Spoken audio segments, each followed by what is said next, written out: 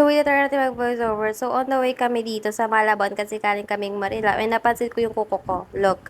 Tayo mabulog. So, charis. So, yan. On the way na kami. And yung sign na nasa Malabon ka na is walang iba kundi charis. Dito ganon. Parang umuwi mo dyan. So, umuulan naman. Parang hindi ka nag-iisip na mabutit. Basang-basa sa ulan. Ang mga ibon. So, hindi ko alam kung ano pinag-uusapan namin dito. Pero masaya naman kami. At mag-check ang mga OAT na this. 1, 2, 3, A for the A, for the go, for the stay, for the smile. Sobrang uwi mo na uwi para. Para mo. Charis. Kumara kami ng jeep dyan kasi on the way na kami sa Robinson para lumamon. Gutom na kasi kami, hindi pa kami nagkatanghalian. At yan, kalahating puwet lang namin yung nakaupo, kaya bumaba na kami agad. Charis, malapit lang kasi yon. Wala kayong pake. Kaya pumasok na kami at walang makakapigil sa amin.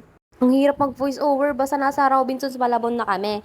And napag-decidean namin kumain sa pinakamagandang Chooks to go na napakamura at sulit ng mga ayan, i-stop nyo na lang. So, ayan, tinikman niya yung sabaw na free yan, only. Sabi niya, ay, lasang bulalo.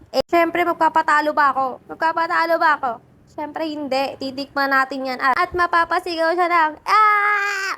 Ang uuwi mo na so much cheese. So, ayan, i-post nyo na lang yung video para makita nyo kung magkano lahat yung binayaran namin at kung ano yung mga kinain namin dito. So, dahil hindi kami mapakali and hindi mabubuo yung araw namin nang hindi kami naglalaro is pupunta kami ng Tom's World. And sabi ko dyan is, kung busog ba siya? And sagot niya yes. So, syempre, paano maglalaro kung di ka papasok? Malamang kapasok ka sa Tom's World para makapaglaro ka. Hirap mag-voice over, mga ate ko. Parang ang OA mo. Dahil 100 pesos lang ang budget namin, magpapapalit na kami para makapaglaro. Guess what? Sa sobrang swerte, may mga nakuha pa kaming ligaw na coins dito. And 11 yan, binilang niya yan.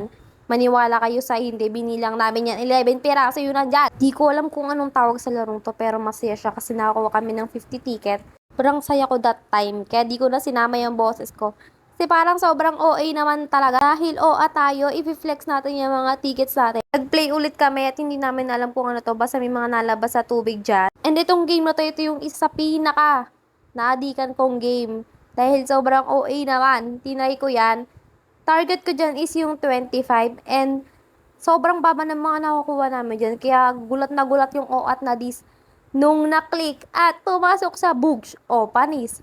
Hindi na para pumasok ang 25 na tickets na para bang hindi ka nag-iisip ng... Dahil utu-utu kami, tinry din namin tong claw machine na to na hindi naman nakakaipit. Charis, wala nangyari. Yun na yun guys, nag-ubos kami ng pera tapos pauwi na kami dyan. Sinabihan niya akong maganda at kilig-kilig ako dyan. Yun na yun, the end.